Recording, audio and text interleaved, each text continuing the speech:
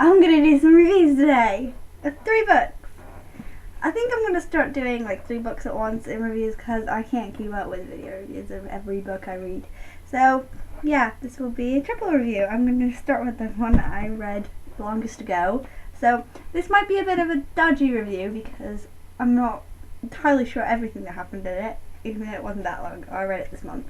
This is Divergent by Veronica Roth. I really love this. I'm finally on the bandwagon. I've avoided this book for so long because of the hype that surrounds it, but the film's coming out next year, so I thought I will read it. I will read it and figure out why everyone else loves it. And I absolutely adored this book.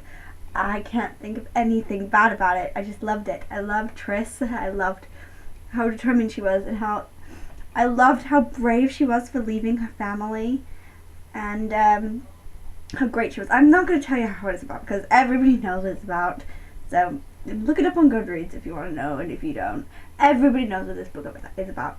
So everybody, it's so good. It's really good. It's like, I can't wait to read Insurgent and then maybe Allegiant afterwards. I can't wait.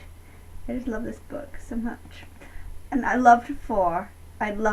He was my favourite character, and I loved him. I think he was so sweet and how he was doing everything to protect Tris, and I just loved the world this was based in.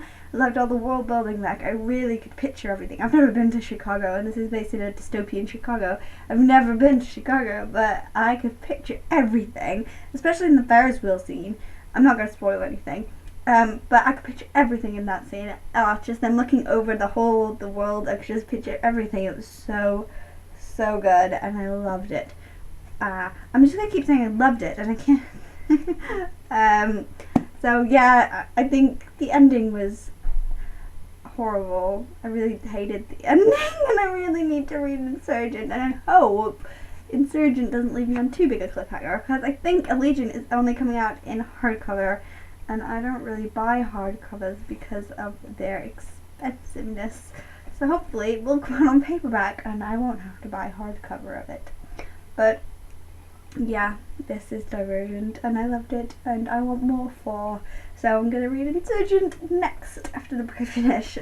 So now, the review of Every Day by David Levithan. This was my second David Levithan book, and the first David Levithan book I have read that was written by just him. The next one I'll read will probably be Will Grayson with John Green. And this is about, for the purposes of this review, he's a boy. Just because I need to use a pronoun for him. Yeah, just there. He wakes up every day in a different body. He can wake up as a girl or a boy, which is why I've said for the purposes of this he's a boy. But he doesn't have gender. He doesn't see himself as having a gender. He doesn't see himself as having a sexuality or gender. He doesn't see himself as transgender or anything. He is A. And he has rules that he will always do what the body does normally, like so what the person inside the body would normally do, because he doesn't want to wreck somebody's life based on one day. And he does this every day until he reaches like, I think he's 17 in this book, and he wakes up in Justin's body, and he meets Justin's girlfriend, Rhiannon, and she doesn't get treated very well by Justin, and he gives her the perfect day. He takes her to the beach.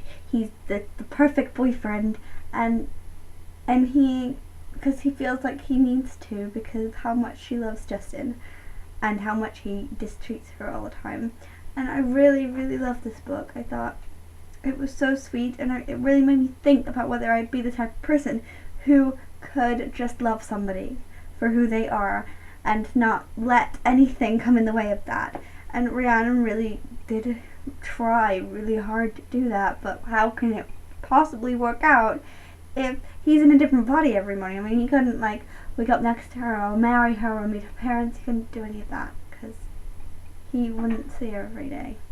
Because sometimes he has to travel like 5 hours when he wakes up in a body 5 hours away from her to see her, and he does it because he loves her, but he couldn't do that every day.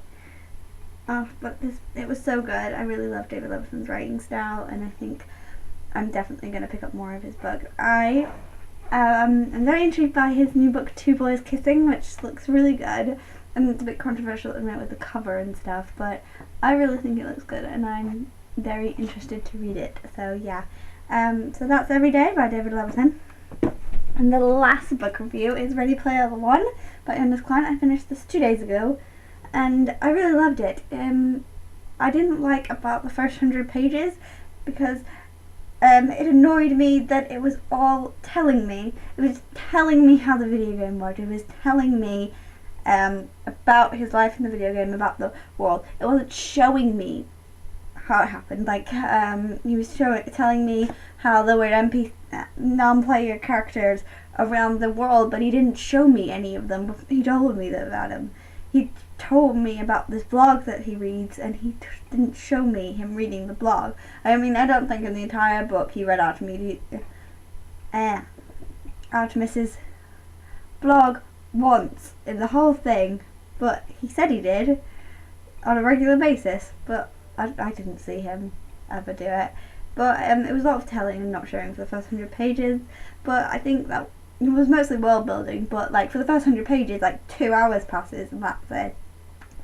And I just was like, okay, I just want the book to start. I want him to find the first clue because that's what says it in the blurb. Anyway, he is a boy who retreats into a video game, and he goes on this quest to find the dead producer's fortune, and he ends up finding the first clue. It's been 5 years since the quest started, and he is the only person to ever find the clue. And he starts like getting friends. Like he gets this boy called, I don't know how to pronounce his name, A-E-C-H? I don't know how to pronounce it. And in fact, he makes friends with the girl whose blog he's been reading, Artemis. I don't know. And these two Japanese characters that I'm not even going to try and pronounce their names. I think it's Shoto and Daito. Not sure, but there you go. And he makes friends from the quest, and then everything goes wrong for him, but he still continues the quest, and it's really good. I really liked it. There was a lot of conflict between him and the Sixers, who are like a big corporate company that want to take over the game and make it into something that you've got to pay for all the time, which would be really crap. And yeah, so that's Ready Player One. I really did like it. I liked it after the first 100 pages. I didn't think I was going to like it. I really wasn't going to continue with it, but I thought, well, I get why he's done it. I get why Ernest Cline has done it, but I don't like it. You know what I mean? So yeah, I really did like it, but cut the first 100 pages, please. I could have understood the rest of the book without the first 100 pages. So that's all my reviews, and I will see you next time. I don't know what video it will be, but I'll see you next time.